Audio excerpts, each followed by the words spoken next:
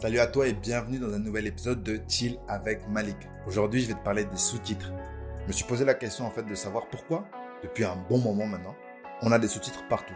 Sur les vidéos, sur les réseaux sociaux, dans les films, c'est devenu une norme depuis des années, bien sûr, mais pourquoi on est arrivé aux sous-titres même dans des films français? Ou même lorsque les gens parlent en français et que nous, francophones, on regarde la vidéo, on est quand même content d'avoir des sous-titres.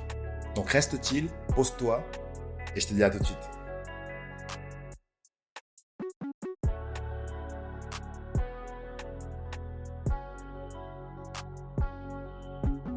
Premièrement, parlons de la technologie. Je ne sais pas si tu te souviens des vieux films où tout le monde parlait super fort et clairement. C'est parce que la technologie de l'époque ne permettait pas de capturer toutes les nuances présentes dans la voix. Les micros étaient gros, encombrants, pas très sensibles. Mais avec le temps, la technologie a évolué.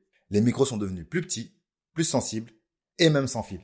Cette évolution technologique a donné plus de liberté aux acteurs. Ça leur a permis d'être plus naturels dans leur jeu. Ils n'ont plus besoin de crier, ce qui est tant mieux pour l'art, ce qui est tant mieux pour nous qui regardons le film, en fait. Mais la contrepartie de cette évolution technologique, c'est que, bien souvent, on ne comprend pas ce qu'ils disent. Et c'est très bizarre de dire bien souvent parce que ça ne devrait pas être le cas. Mais il arrive que très souvent, et je parie que tu le fais aussi, tu augmentes le son de la télé parce que tu n'as pas bien compris, ou tu demandes à la personne à côté de toi, il a dit quoi là? Hein? J'ai pas bien compris. Et des fois, vous zappez, vous continuez comme ça. Et vous essayez de deviner plus tard. Et c'est là que les sous-titres entrent en jeu. Deuxièmement, le mixage sonore. Aujourd'hui, les films sont mixés pour des systèmes sonores très avancés comme le Dolby Atmos. Mais tout le monde n'a pas accès à cette technologie dans sa maison. Mais le problème, c'est que quand ces films tournés pour du Dolby Atmos arrivent sur nos écrans de télé à la maison, dans nos salons, on n'a pas cette technologie qui nous permet de retranscrire cette qualité sonore. On a des télés, des écrans plats souvent, qui en fait ont des haut-parleurs situés derrière. Ce qui fait que le son, déjà, il sort derrière la télé contre un mur. Et souvent, ces haut-parleurs, ils sont très petits parce qu'il fallait les caler dans des écrans plats. Du coup, même si dans le studio d'enregistrement, dans le studio de mixage, le son est très bon, très clair, dès qu'il arrive chez toi, des fois il est trop bas, des fois il est trop haut. Il passe de très bas à très fort parce que tout d'un coup, il y a des explosions, etc. Troisièmement, parlons du style de jeu des acteurs. Avec l'évolution de la technologie, comme je le disais au début, les acteurs, du coup, ont plus de liberté, ils peuvent être plus naturels, ils peuvent avoir un jeu beaucoup plus nuancé, et du coup, ça améliore logiquement à l'écran leur performance. Mais, lorsqu'on parle de dialogue, c'est là où les choses peuvent être difficiles. Je sais pas si tu connais Tom Hardy, mais Tom Hardy, il est reconnu dans Hollywood pour être un mumbler, ou quelqu'un qui comme ça, tu vois. Il a beau être très fort, il a beau offrir des performances captivantes, sans sous-titres, bon courage pour comprendre ce qu'il dit. Quatrièmement, il y a aussi le rôle des réalisateurs et des mixeurs. Certains réalisateurs comme Christopher Nolan aiment un mixage sonore où le dialogue n'est pas toujours le centre d'attention. Ils veulent créer une expérience cinématographique complète, où le son et la musique jouent un rôle aussi important que le dialogue.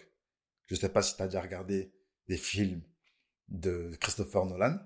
Si tu as regardé Tenet, le son est incroyable. Au cinéma, c'est incroyable. Et le son sert de dialogue aussi. L'ambiance sonore te dit quelque chose, te raconte une histoire. Si tu as regardé Oppenheimer, alors là, le son est fou. C'est une expérience, littéralement. Le film dure 3 heures, mais c'est une expérience sonore que j'ai trouvé incroyable. Et c'est là où, il faut être fort. C'est que artistiquement, cela peut être valable, mais quand le son autre que le dialogue prend autant de place, si tu n'as pas de sous-titres, tu peux passer à côté de pas mal de choses. Du coup, ça les rend indispensables. Cinquièmement, parlons des réseaux sociaux. Tu le sais déjà, on met les sous-titres parce que c'est devenu une espèce de norme Mais pourquoi c'est devenu une norme? Tout d'abord parce que c'est un outil d'accessibilité. Ça permet aux personnes malentendantes de comprendre ce qui se dit dans la vidéo et d'aussi recevoir l'information que tu partages ou que les médias partagent, etc. Donc c'est aussi ce à quoi ça sert. D'un autre côté, je pense qu'on est arrivé à un stade où, dans notre société, et je parle même au niveau mondial, les gens veulent être sur Spotify en écoutant un podcast tout en étant sur Instagram ou TikTok à regarder des vidéos. Et on a pris cette, je sais pas si je devrais dire fâcheuse ou bonne habitude, de regarder des vidéos sans le son.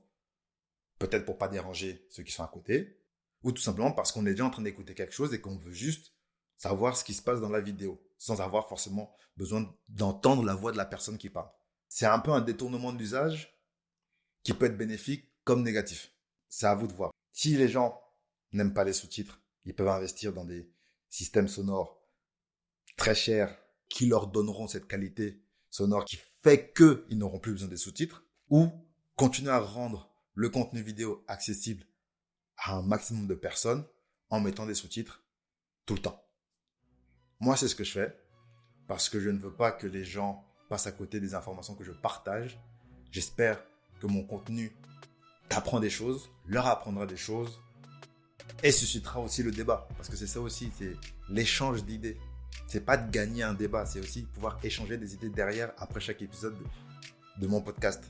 J'espère que tu continueras à m'écouter sur ta plateforme préférée. Et d'ici là, je te demande juste de rester chill et je te dis à bientôt. Ciao, ciao.